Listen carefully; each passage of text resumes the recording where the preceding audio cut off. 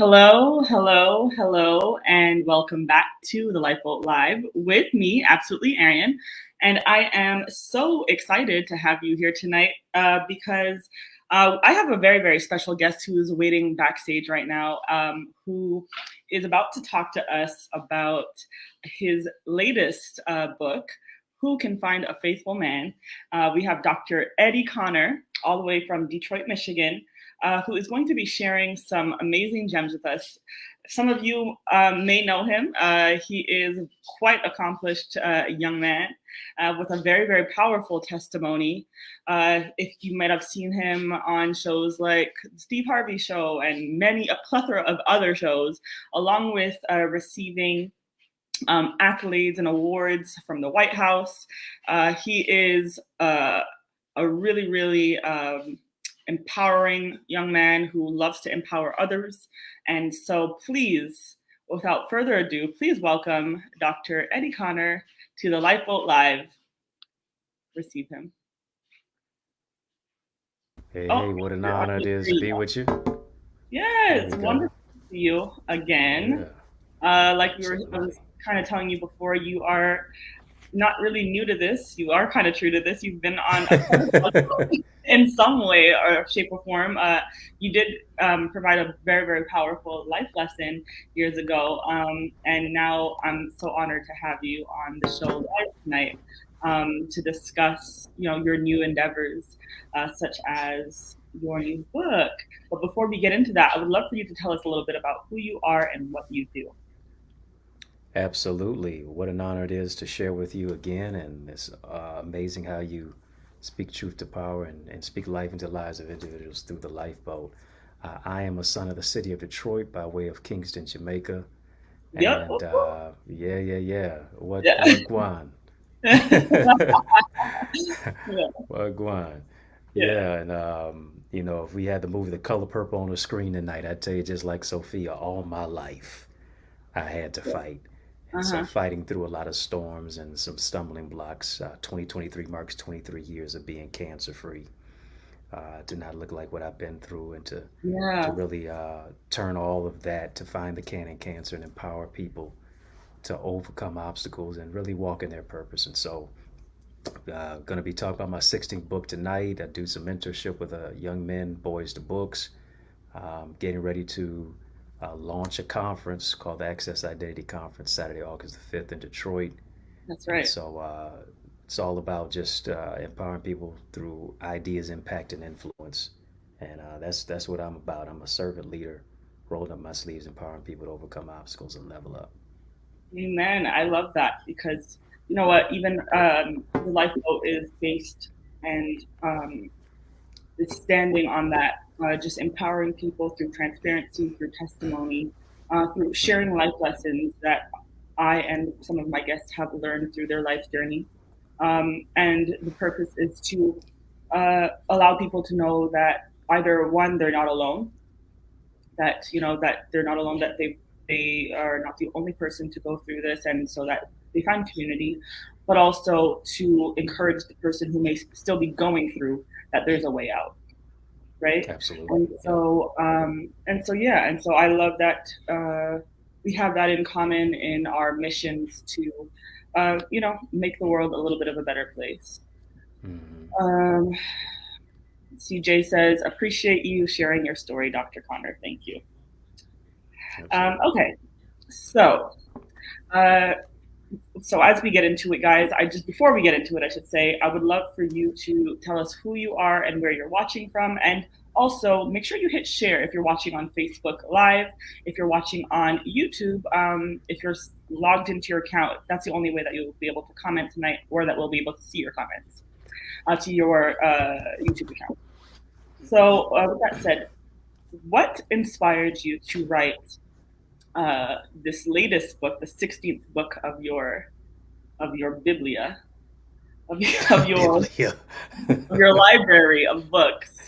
What inspired this? Well, here's the thing. I stumbled up on this particular book. I actually did not have a desire to write at all. I didn't think I was going to write this book.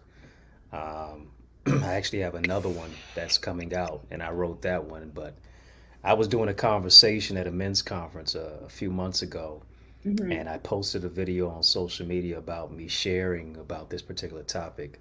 Who can Hmm. find a faithful man? And the video went viral. I think it's got about 1.1 or so million views, and Yes. TikTok went crazy, Facebook went crazy, Instagram went crazy, and so I said, there's more to say about this particular topic. I'm not Hmm. just can be reduced to a minute and 12 seconds of a bite-sized message. I Right. want to share more about it, and so I really delved a little bit deeper, and I really wanted to analyze the whole aspect of the question: Are we preparing women for unprepared men? Mm. And, yeah, and it comes from the whole aspect how much we prognosticate and expostulate Proverbs 31 verse 10. Who Hmm. can find a virtuous woman? Right. But we fail to talk about Proverbs chapter 20 verse 6, which is who can find a faithful man. Huh? Say it again. Yeah, I'm more English than math, but 20 comes before 31. And Right. from podcasts to various platforms, from panels to podcasts, from churches to conferences, everybody talks about Proverbs 31, Right. incessantly.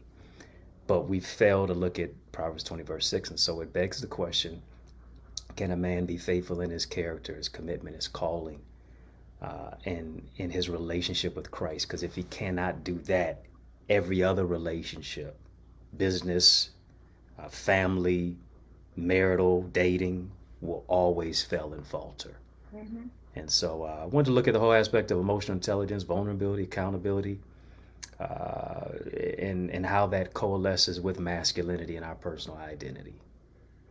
And so it's coming out June 15th. Matter of fact, let me show it. Yes. Cover looks amazing. You can pre-order it Yeah. now on Amazon. Pre-order it right now on Amazon. It already, which was a beautiful thing, it already went number one a few weeks ago on Amazon. Is not even out yet, but June 15th is coming out. And from cover to cover, it's going to empower you to recover. Yeah. For every man and also the women who love him.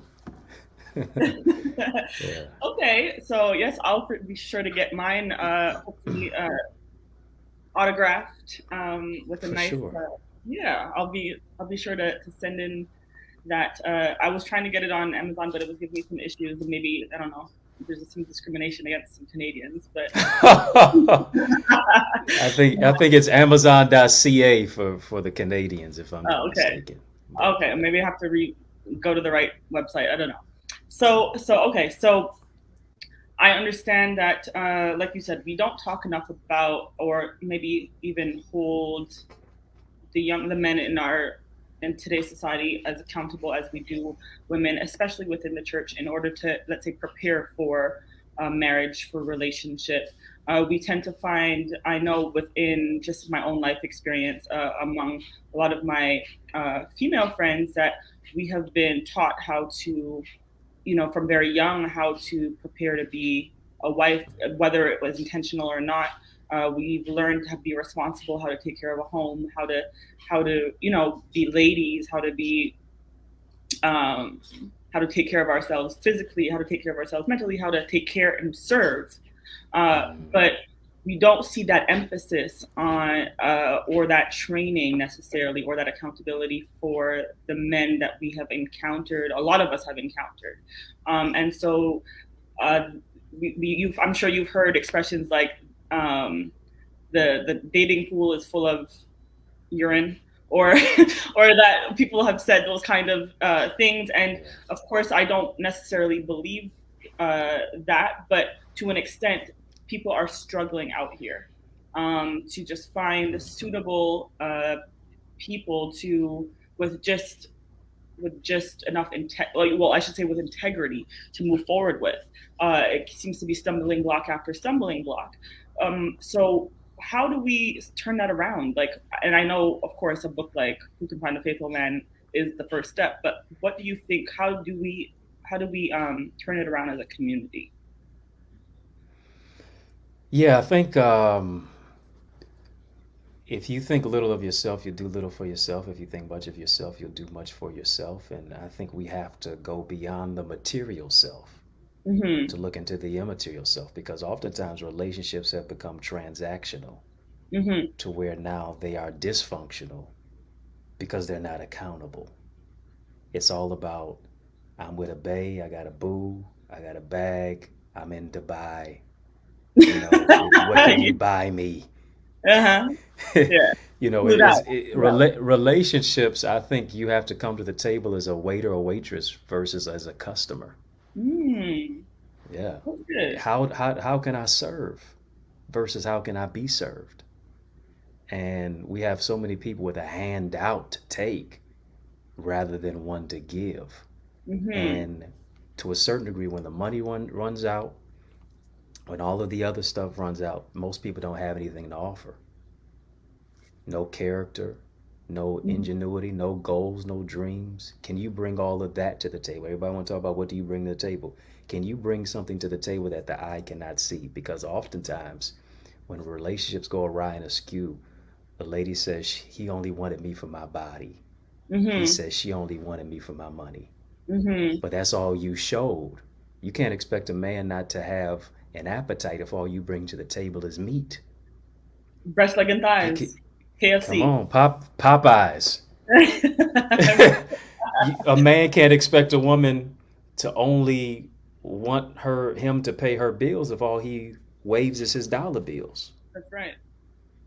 So when you come to the table with character, not just currency, carrots without character is chaotic. And Mm. so coming to the whole aspect and building a table, how about that? Together is really formidable, but you can't build anything if you don't have a foundation. But what I do notice though is that you'll find a lot of young men who are very faithful in their careers, to their church, Mm. to their ministries, to all the other things, but seem to struggle in the some seem to struggle in the dating aspect, or the finding a wife, want to find a wife, but somehow are able to commit and be consistent in all the other areas of their life. But when it comes to relationship between man and woman, that's where there's a disconnect. So they have the ability to be consistent and to be faithful to one aspect of their life, but for some reason the struggle happens um, relationally. Um, why do Yeah. you think that is? I think it's because of how we've been socialized. As men, we've become so adept at the tactical skills, knowing Mm-hmm. how to compete, knowing what it takes to have the grit and the grind and the hustle to get the job done. But Mm-hmm. when it comes to the soft skills of the emotional intelligence, of the vulnerability, of being able to communicate, Mm-hmm. uh, and communication is not waiting to talk. Listening is not waiting to talk. Being able to actually delve into the soft skills and the emotional intelligence aspect, that is the key ingredient. Those are some of the key ingredients for formidable and sustainable relationships. And when you have not been reared in that way, if you did not see good examples of it, we are in adulthood what we have experienced in childhood, is what Dr. Sigmund Freud says.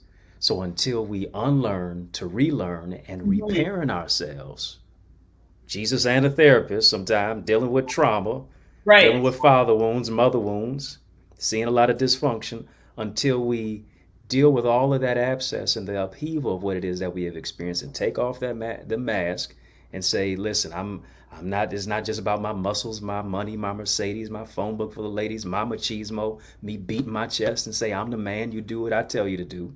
Yeah. No, but understanding that I can lead with love, Mm-hmm. and that's that whole aspect of loyalty. And if you have not seen loyalty, it's hard to be loyal Wow. unless you really unlearn some things that you've been through. That that's fantastic. I love that. And yes, Ashley, you're right. This is a great conversation. Dr.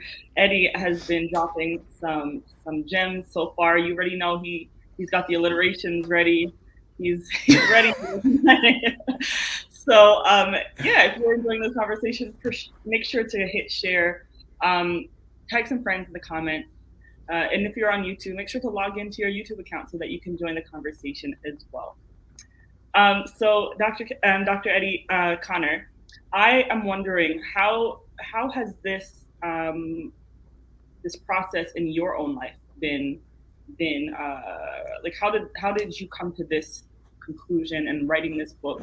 Did you have to go through a process yourself with coming to this place of faithfulness uh, in any area of your life? Without a doubt, because I had to Yeah. deal with my own failures, my own father wounds, my own frustrations. Hmm. Especially, I touched briefly on the whole aspect of me grappling with cancer. Hmm. My father never visited me one day in the hospital. Hmm. And growing up in a divorced household, the question becomes, how do you play a role if you weren't given a script? How do you become a man if you don't see one, much less interact with one? Yeah. And so I was always on a search. I was always on a hunt. I could always find the bad guys to hang with. You could always see the pimps, the pushers, and the players in the community, so on and so forth. And you Hmm. always had those examples, not the best examples, but a lot of times we emulate. We can only be what we see. Hmm. And so having to get a clear perspective on my identity, as well as forgive a father who didn't show up for me at death's door that I was at. Hmm. Hmm. Um, I had to learn how to trust again. I had to learn how to unlearn some bad habits of masculinity and what I thought manhood was all about, which was in many cases deleterious to my destiny. And so, being around positive male Right, mentors. but what did you think manhood was in that at that point in your life? What did you think it Oh, was? just about the money. Hmm. How your notoriety. You pulling up to the scene with your ceiling missing. You being like the guys in the rap videos. Hmm. You being able to dominate and compete and you know dog eat dog type of world type of experience Hmm. of what it is, Hmm. versus understanding that, as Paul said in Scripture, when I was a child, I spake as a child. When I became a man, I put away childish things. Things don't just leave by osmosis. You can Nope. be a grown boy, and until you mature psychologically, emotionally, spiritually, you'll always be a shell of yourself. And so Hmm. we have this whole aspect, especially as men, that it's got to be, I got to be Superman. No, we're not really Superman. We're really Clark Kent. Hmm. Manhood is not so much about being Black Panther. We're really T'Challa. We're not really the Hulk. We're really David Banner. It's not our Hmm. caricature. It's our true character. Right. It's not about being Superman. It's about being a faithful man. And as I've learned, as I've grown, as I've gotten better, um, I've now surrounded myself with a network of other brothers who are on that same trajectory. In the Yes. multitude of counselors, there is safety. Iron sharpens iron, so a man sharpeneth the countenance of his friend. 100%. Yep. So, yeah. Yeah. And I It's, think that is the key also to the development of anyone's character or mm, anyone's trajectory is like birds of a feather flock together, right? And facts. so, Yeah. in order to continue to have that accountability, there has to be community um, that Mm, that yeah. continue. I know, right? I sound like you for a minute there. I think I did. There's got to be community to push that accountability, right? Yeah, Um, yeah. and so I heard myself there. I was like, wait. uh, I love it. I love it. Let it come on out. I'm just playing with you. But no, I love the fact that the introspection that you've done also, and the intentionality behind your own growth, because you're not just speaking from a, you know, we see so many of these, and of course I would never put you in that category of like these life coaches or dating coaches who um, are are coaching people from broken places, coaching people from Mm, places that they're not even living in, or have the life experience of. Um, so it's nice to see and to hear that you not only have um, done the work and the process to get to this place in your personal life, but now you can actually write about it from introspective place, from a studied place, and from a place of experience and testimony, right? So, Oh, I mean, absolutely, yeah. yeah, I can appreciate that for sure. So, in this journey um, of finding a who can find a faithful man, how would you say that the sisters can walk through this process of finding this type of man and staying safe, And staying, say, last part. staying safe, like guarding your heart, Mm-hmm. Mm-hmm. Yeah. because Mhm. you see a lot of women. So just to give you, we see a lot of women that are trying to put themselves out there, trying to find a faithful man, and in the process, they're getting hurt, they're getting trampled on, they're getting used, they're getting lied to, gaslighted, played around with, their time wasted. And this is just kind of like the retort that you keep hearing. This is the returning theme that I've heard just over the internet, under all those shade room posts. All, you know what I mean? Like there seems to Mhm. be a general theme of ladies trying to find something serious and continually being um, gaslighted, played with, lied to. So how does a lady navigate finding a faithful man when she is at a place that she wants to, um, settle down and find someone who makes sense for the next step in their life? How does she guard her heart in that process? Would you say? Does Yeah, it's a that make great sense? question. Yeah. Yeah, definitely. Definitely a great question. I think a lot of us have ambivalence when it comes to that dating process now because of all of the ancillary things that you've mentioned. And I think it comes from the whole aspect of um, if you keep, first of all, thinking that all men are dogs or you're going to be hurt, you're Mm-hmm. going to attract what it is that you are continually festering your mind on. So I Mm-hmm. think it is about changing your focus. It also is about taking the time to heal. It's also about as well allowing yourself to go through the seasons with people. You know, a lot of people approach a date thinking about the wedding date. Mm-hmm. That was good. That was good. Girl, Let me say that that must be again. my husband. Yeah, yeah, yeah, Right, right. You yeah. approaching the first date thinking it's a wedding date.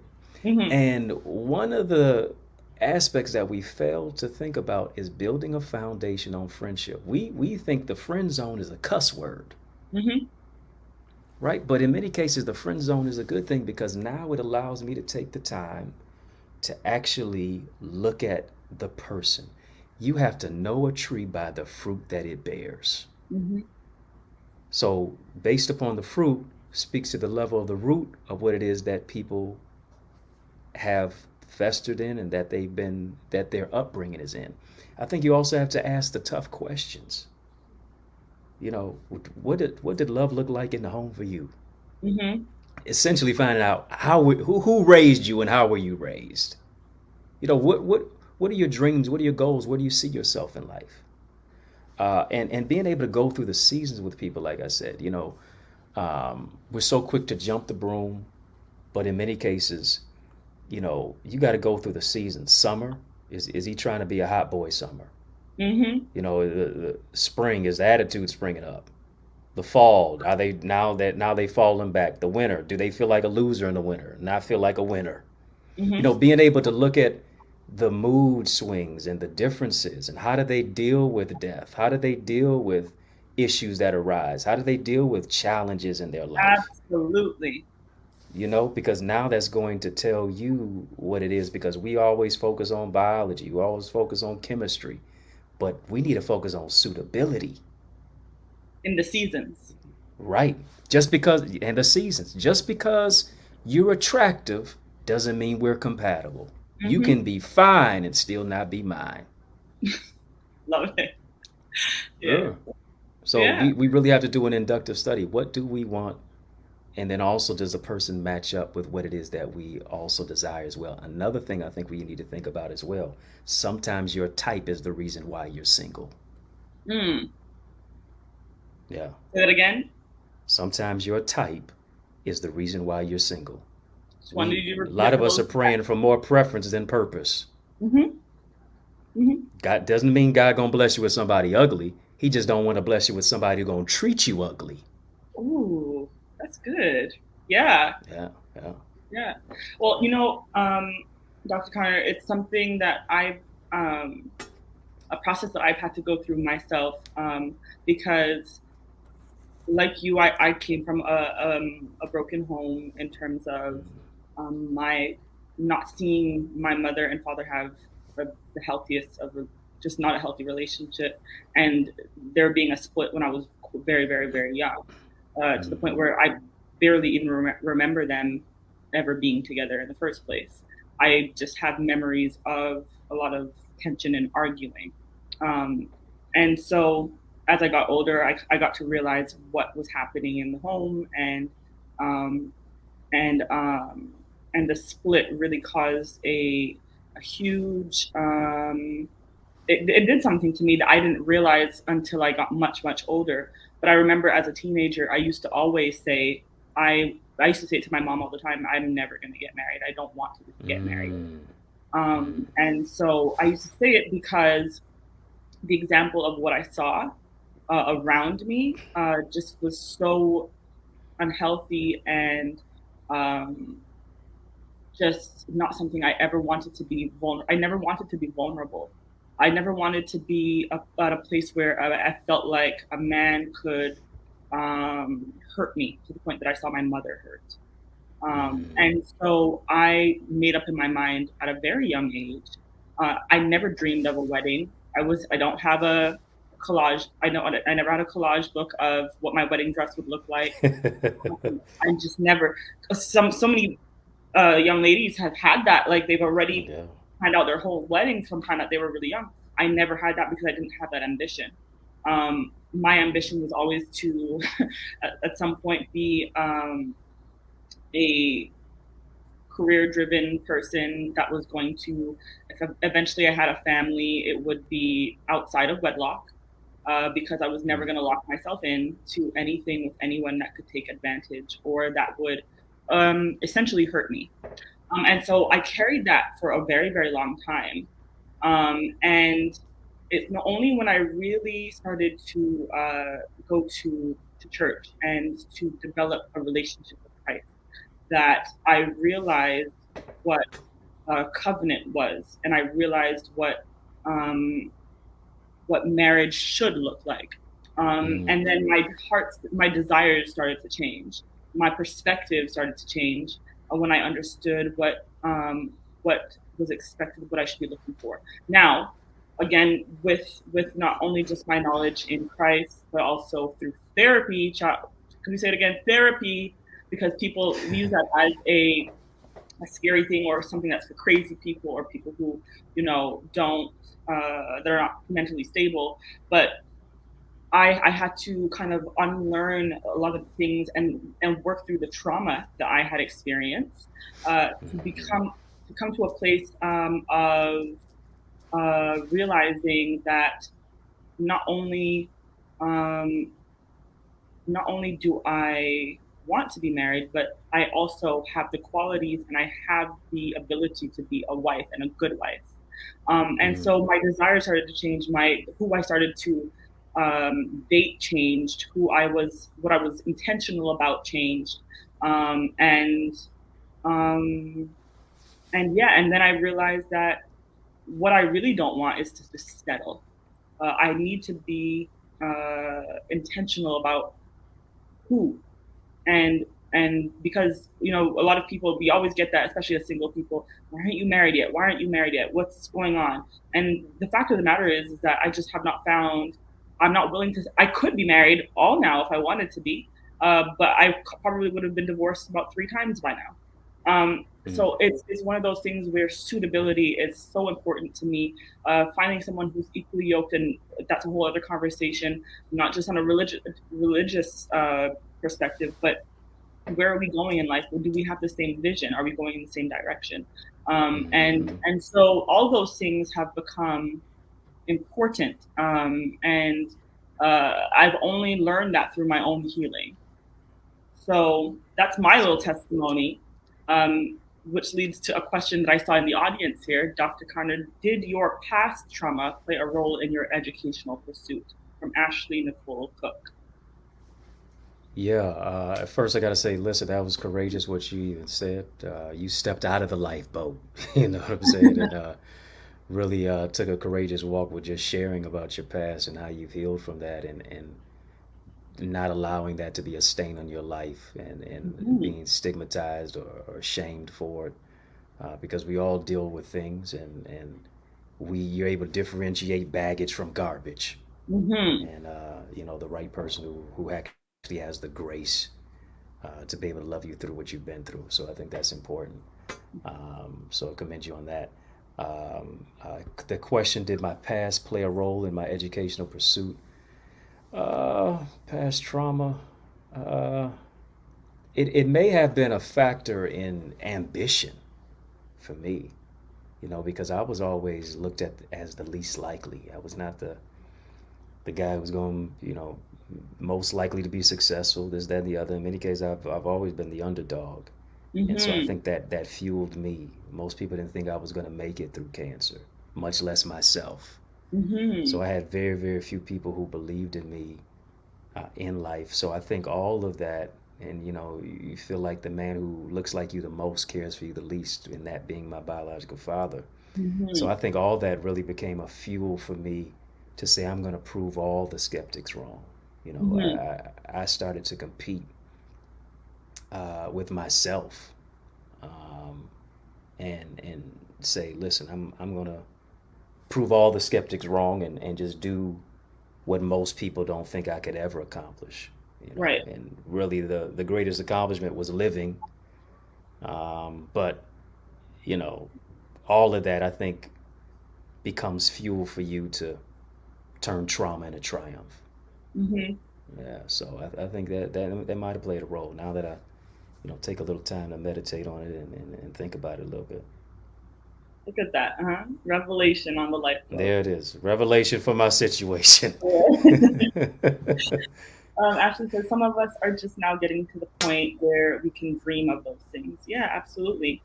Um, yeah, Yeah, yeah. she says thank you for sharing. Yes, thank you for sharing that moment and having that aha moment here, right here with us. Mm-hmm. Listen, I don't know what I don't know. I just feel like I love the generation that we're in terms of the fact that we are destigmatizing little by little um, what it means to deal with our mental health, right, and healing and from trauma. Mm-hmm. Our parents' generation and our grandparents' generation did not have that opportunity, um, and especially within the African diaspora, there is a huge need for mental health healing, for mental health services, for uh, for for dealing with trauma, not only just on the social aspect, but in the interpersonal Mm-hmm. and just our parents and our grandparents were just in survival mode, and now we have the opportunity in this time to really talk about these things and to destigmatize what it really means to be healthy mentally, because we don't ever have an issue when someone tells us a diagnosis of diabetes or high blood pressure, and that they need to see a doctor for it and be monitored for it and even take medication for it. But somehow we get snobby and self conscious and weirded out by having to deal with our mental health and go seek help for that, and even maybe take medication to help us get through it at times. And Mm-hmm. so I'm so glad for conversations like this. I'm glad for you and this book that are really going to hold us even more accountable and bring us back to a place of wholeness. So thank you so much for being on here tonight. I know this is your third interview for the day, so thank you so much for just joining me and coming on here tonight to share. So can you tell all of us one more time? I know you have a conference coming up as well to access identity in August. You also have your book that's right now in pre-sale. But before we go off and sign off tonight, if you have any closing words, and then go ahead and tell us about your initiatives as well. Oh, listen, the true high commendation to you for just this really courageous conversation and how you curated, um, with consistency and frequency. And so to be able to talk about millennial matters, things that our parents may have swept under the rug, and now we're exposing it, and we're speaking life into our lives, and really Mhm. mediating the issues of it. Is so needed and necessary. And I think we all heal a little bit more when people like yourself are able to put us in the process of having tough conversations. And so definitely salute to you on that, in your journey, and how you're allowing other people, and allowing other people to heal. So I would just say tonight, I think you really have to understand how much of a gift that you are. May was Mental Health Awareness Month. It's interesting about June. June is National Migraine and Headache Awareness Month. And I think it really speaks to the whole aspect of, notice how the mind is in play in both arenas with both months. I think we have to get to the place to where we're letting go, and we're relinquishing and releasing the things in our life that become headaches to us, Mhm. whether it's people, places, or things, the nouns that we're around, so that we can really discover the gift and the jewel that's on the inside of us. And I really believe that somebody is waiting for you to become who you are so they can become who they're supposed to be. Here's the question: how long will you make them wait? Mhm. And I think as we're at the halftime, not because it's the finals game between Denver and Miami, but simply because we're the halftime of the year, that we need to really check ourselves before we wreck ourselves, and see, are we making the progress? What is Mhm. stunning our growth? Who is stunning our growth? What changes can we make? How can we challenge ourselves to be the champion that God is calling us to be? And sometimes the reason you face giants in your life is simply because it's reminding you that there's a giant inside of you. Mhm. Greater is he that's within you than he that's in the world. And so I encourage you to dig deep within the resource of your soul and discover the greatness that you have. And don't hold it back, but allow your light to shine bright, because somebody in this world is waiting for you to be who you are. With that being said, I want you to definitely, of course, get the book. Who Can Find a Faithful Man? It's on pre-order right now. You don't have to wait till June 15th, the release date. You can go ahead and get it right now. It's a riveting read. I know you're going to love it from cover to cover, not just for our men, but also for our sisters who love us. And Right. then, of course, go to accessidentity.org. We have an amazing conference that is just ripe and ready for you on Saturday, August the 5th, in the city of Detroit. Um, 10 a.m. to 3 p.m. Saturday, August the 5th. It's called the Access Identity Conference: Ideas, Impact, Influence, Connecting Kingdom and Community Merging Ministry in the Marketplace, giving you the insight, the tools, the strategies, the structure on how to access your true identity. And we got amazing speakers who are coming, and it's going to just level up your whole life. Listen, I'm doing a discount simply because y'all with absolutely Arian tonight, and I'm kicking it with her. Go right now to accessidentity.org, and at checkout, I'm going to bless you, put in the code ACCESS, and you can get $50 off. As a VIP registrant, only got 34 seats left. General registration, or if you can't make it and you want to stream live, I got the hook up on that too. Wonderful. So there's no reason why you can't be a part of it. We're not taking no for an answer. Why don't you go ahead and be a part of it? Accessidentity.org. So thank you again for the opportunity to share. Awesome. It was lovely having you. I was blessed by this conversation tonight. Likewise. So thank you for who you are and what you do. You truly are a blessing. You truly are. Uh, I love. Um, I just love your humility. Um, and I love the way that you carry yourself. So thank you for just being you. I Um, appreciate that. That means a lot. Thank you. so yes, so I'm gonna go ahead and put you backstage, and I'll meet you there in a moment. All right. So guys, make sure that you register for the conference and use that code, right? Access, get a little discount right here. You heard it live tonight. All right, see you later. All right, guys. So thank you for watching tonight. It's been a fantastic conversation. The if you missed the beginning, make sure that you go ahead and watch the replay. And if you are watching on the replay, listen, feel free to still drop some comments. I always come back and check and engage with those as well. So thank you again. Next week, we will be back again Thursday at 8:30 p.m. Eastern Time with another episode of the Lifeboat Live with another life lesson. So make sure that you not only meet me there, but beat me there. All right.